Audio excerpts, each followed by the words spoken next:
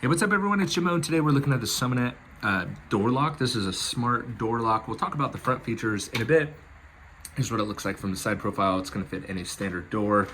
And then on the rear, you can twist the deadbolt like that from the inside. If you open this, this is where the batteries are. So if you need to change those out, those are super easy. As you can see, it fits really nicely on the door. Good seal right there. Nice rubber seal, so it's gonna stay tight. On the front, if the batteries die, no worries, because you have a key. You also have a pin pad that illuminates, if I can get it. There you go, it'll illuminate, so at night, if you're in a dark area, it'll illuminate so you can see the keypads. Or you also have the Touch ID, like that. Also has a verbal, so if the combo or the thumbprint or fingerprint doesn't work, it'll let you know. It'll also let you know when it's locked and unlocked.